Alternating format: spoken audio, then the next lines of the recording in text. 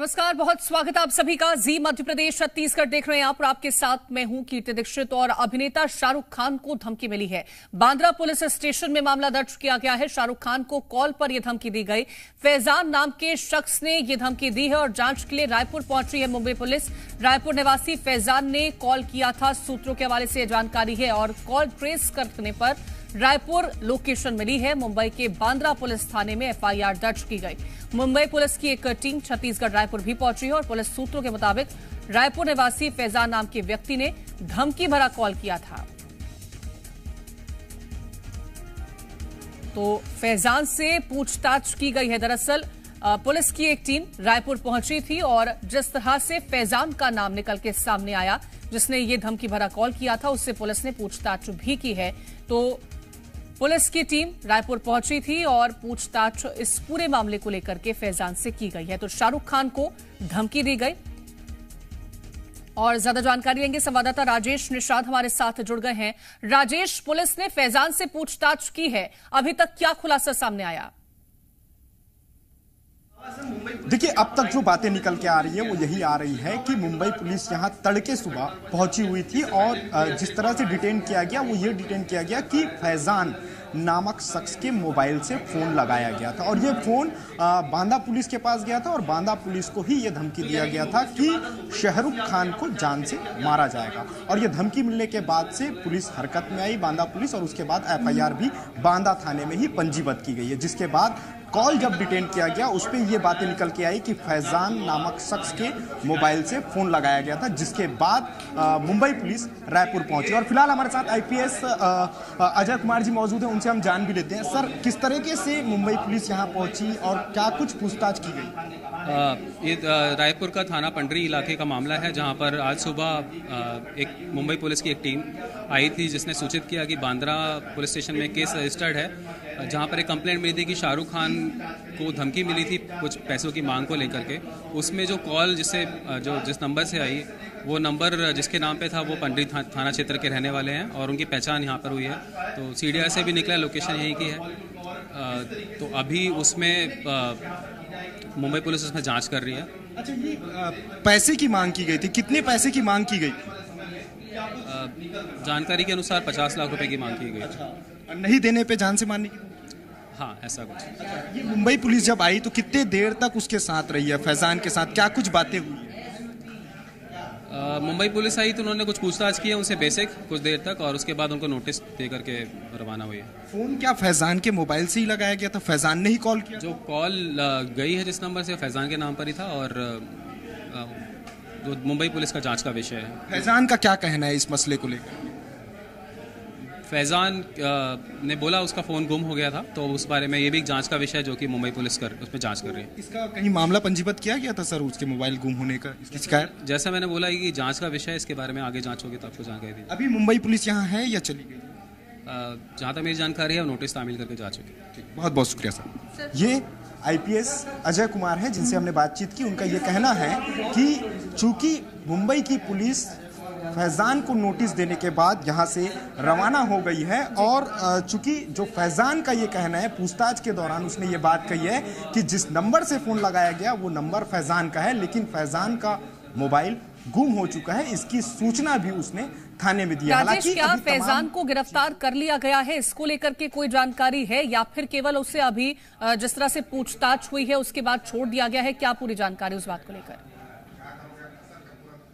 देखिए, अभी केवल पूछताछ की गई है फैजान से। पूछताछ करने के बाद नोटिस तामील किया गया है और नोटिस तामील करने के बाद मुंबई पुलिस, अभी जिस तरह से हमने आईपीएस अजय कुमार से बातचीत की, उनका ये कहना है कि यहां से मुंबई पुलिस रवाना हो चुकी है, यानी नोटिस तामील किया गया है। अब फैजान को जो एक नियम होता है, कानूनन जो नियम होता है, उस नियम के तहत अब फैजान खान को उस नोटिस का जवाब देने के लिए हो सकता है अपने या तो वकील के माध्यम से वो जवाब तलब करेंगे या वो खुद बांदा जाके, मुंबई जा करके वहां पे अपने जवाब तलब कर सकते हैं। फिलहाल लेकिन ये है कि जिस तरह से बॉलीवुड में लगातार अभिनेताओं को धमकी मिल रही है, चाहे सलमान खान की बात हो, अब किंग खान जो कहा जाता है शाहरुख खान, उसे धमकी मिली है, उसके बाद से कहीं ना कहीं सनसनी फैल गई है। लेकिन जो तार छत्तीसगढ़ से जुड़ा हुआ है, जो छत्तीसगढ़ की राजधानी से जुड़ा हुआ है, उसके बाद यहां पे भी अब हड़कंप मच गया। जी। राजेश, जिस तरह से मुंबई पुलिस सुबह के वक्त में पहुंची थी, तो ये कॉल किस वक्त किया गया था? क्या इसको लेकर के अभी तक कोई जानकारी स्पष्ट हो पाई है कि किस वक्त ये कॉल की गई थी?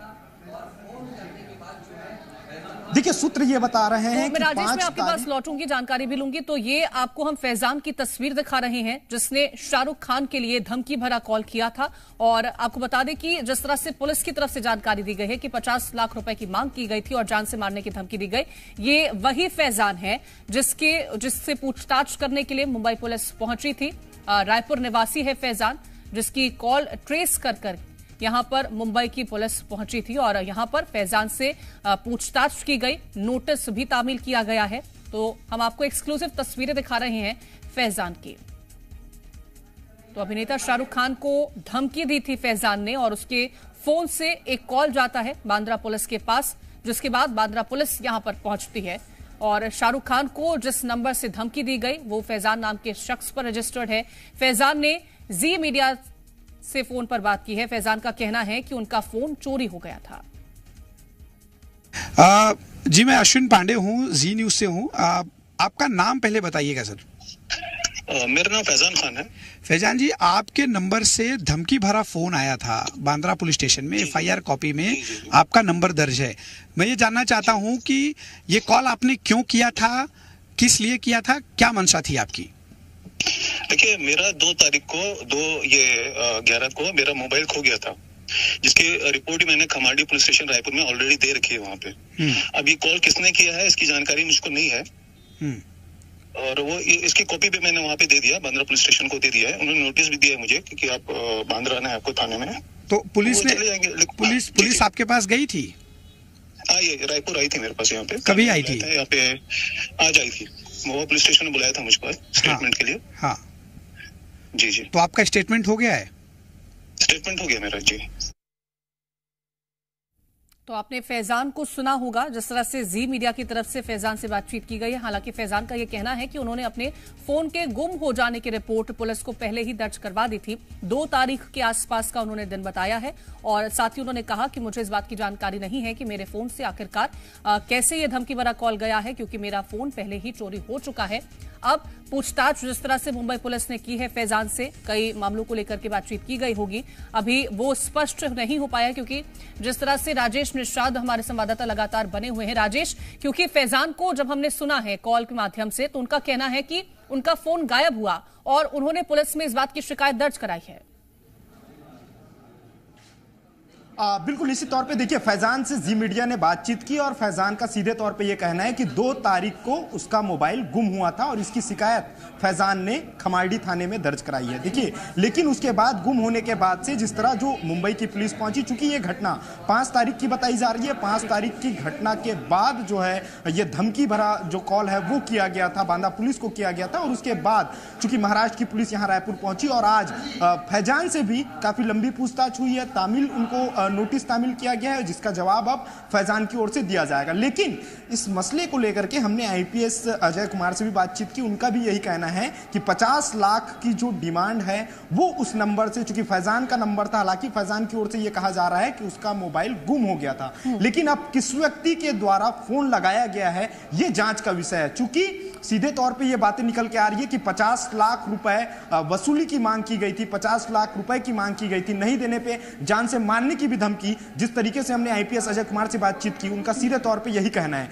लेकिन रायपुर से तार जुड़ने के बाद कहीं ना कहीं अब एक बार फिर से ये बातें निकल के आ रही है, क्या यहां से भी किसी गैंगस्टर का ताल्लुकात तो नहीं है। चूंकि देखिए, लॉरेंस बिश्नोई जिस तरह से सलमान खान को धमकी दिए थे और उसके बाद अमन साहू, चूंकि सीधे तौर पे अमन साहू भी लॉरेंस बिश्नोई गैंग से ही जुड़ा हुआ माना जाता है और अमन साहू इस वक्त छत्तीसगढ़ की राजधानी रायपुर के जेल में बंद है और कयास यह भी लगाए जा रहे हैं कि हो सकता है कि कहीं इससे भी तार न जुड़ा हो। हालांकि ये सूत्र बता रहे हैं, लेकिन अभी भी ये बातें निकल के नहीं आ पा रही है कि आखिर किसके द्वारा ये कॉल किया गया है। ये तमाम मसलों को लेकर के अब रायपुर पुलिस भी जांच करेगी। हालांकि पूरे मामले की जांच महाराष्ट्र पुलिस कर रही है, लेकिन जिस तरह से रायपुर से तार जुड़ा हुआ है उसके बाद अब रायपुर पुलिस भी अपने स्तर पर, चूंकि वो मोबाइल गुमा है तो वो मोबाइल की छानबीन जरूर करेगी और किसके द्वारा ये फोन लगाया गया है उसकी भी पतासाजी रायपुर पुलिस करेगी। जी, और राजेश, ये जिस तरह से अभी फैजान की बातचीत हमने सुनी है, तो अगर फैजान ने रिपोर्ट दर्ज कराई है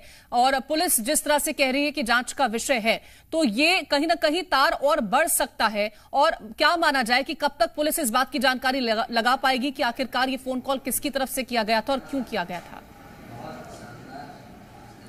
देखिए, पहली चीज मैं बता दूं, अगर 2 तारीख को फैजान का मोबाइल गुम हुआ है, जैसे फैजान का कहना है, और फैजान ने यह भी बात कही है कि मैंने इसकी शिकायत खमारडी थाने में दर्ज कराई है, और शिकायत दर्ज होने के बावजूद यदि पुलिस के द्वारा किसी तरह की कोई कार्रवाई नहीं की गई तो यह पुलिस की एक बड़ी लापरवाही है। यही वजह है कि अज्ञात व्यक्ति के द्वारा फोन लगाया जाता है और सीधे तौर पे धमकी भी दी जाती है। तो हालांकि पुलिस ये कह रही है कि हम जांच कर रहे हैं और जांच के बाद ही स्पष्ट हो पाएगा कि आखिरकार किसने धमकी दी है और क्यों धमकी दी है। देखिए, क्यों धमकी दी है ये बात तो स्पष्ट है, क्योंकि पुलिस खुद कह रही है। जिस तरह से मुंबई पुलिस का यह कहना है कि 50 लाख की डिमांड की गई है।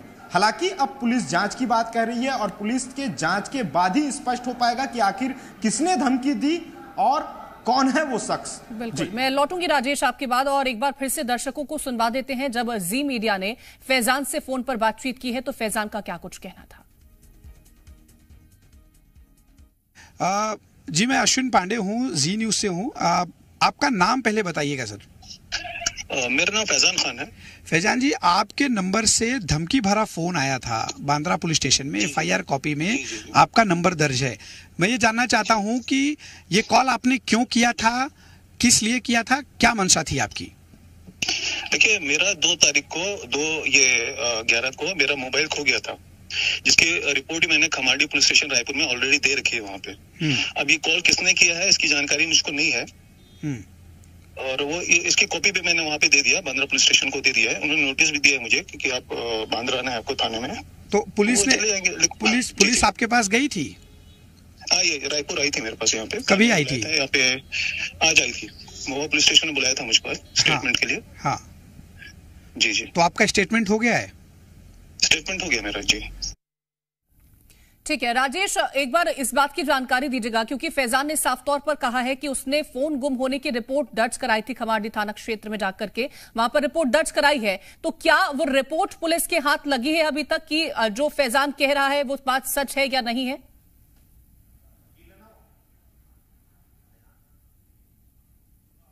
राजेश, आपको मेरी आवाज मिल पा रही है?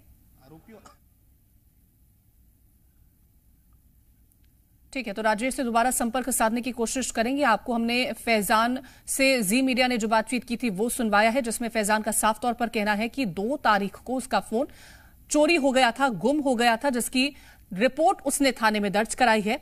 और जिस तरह से मुंबई पुलिस, बांद्रा की पुलिस पहुंची थी रायपुर में पूछताछ के लिए, वहां पर भी फैजान ने उनको बताया है कि उसका फोन चोरी हो गया था। लेकिन जो फोन कॉल बांद्रा पुलिस को पहुंचा था, शाहरुख खान को धमकी देते हुए पहुंचा था, उसमें यह कहा गया है जहां तक 50 लाख रुपए की डिमांड की गई थी और जान से मारने की धमकी दी गई थी। जिसके बाद यहां पर पुलिस पहुंचती है, रायपुर निवासी फैजान से पूछताछ करती है, नोटिस तामील कर दिया गया है। दरअसल कॉल ट्रेस की गई थी जिसकी लोकेशन रायपुर मिली थी। राजेश, जिस तरह से फैजान ने कहा कि उसने फोन गुम होने की रिपोर्ट दर्ज कराई थी, तो क्या पुलिस के हाथ वो रिपोर्ट अभी तक लगी है? बिल्कुल इसी तौर पे देखिए, पुलिस खुद कह रही है कि उसके द्वारा शिकायत दर्ज कराई गई है। चूंकि पेशे से फैजान खान अधिवक्ता है, तो ऐसे में ये जरूर कहा जा रहा है कि उसके द्वारा शिकायत दर्ज कराई गई है। लेकिन देखिए, शिकायत के बाद यदि किसी तरह की कोई कार्रवाई नहीं की जाती है तो वो कहीं ना कहीं एक बड़ा सवाल जरूर खड़ा होता है और पुलिस की लापरवाही इस पे सीधे तौर पे देखी जा सकती है। चूंकि ऐसे बहुत से ऐसे मामले हैं जिसमें शिकायत दर्ज होती है लेकिन पुलिस के द्वारा किसी तरह की कोई कार्रवाई नहीं की जाती। लेकिन यह भी देखना बड़ा दिलचस्प होगा इस पूरे मसले को लेकर के, चूंकि यदि फैजान का मोबाइल गुम हुआ है तो देखिए 2 चीजें होती है। यदि किसी व्यक्ति का मोबाइल गुम होता है तो सबसे पहले उसको संबंधित थाने में इसकी सूचना देनी होती है, और सूचना देने के बाद वो जो नंबर है, जो नंबर गुम हुआ है, उस नंबर की जिस कंपनी का नंबर है उस कंपनी पे भी कॉल करके उस सिम को बंद कराना होता है, ब्लॉक कराना होता है, ताकि कोई जो गुम हुआ मोबाइल है उससे किसी अन्य व्यक्ति के द्वारा किसी को धमकी ना दी जाए या किसी को फोन ना किया जाए। तो ऐसे में क्या फैजान खान के द्वारा क्या इसकी सूचना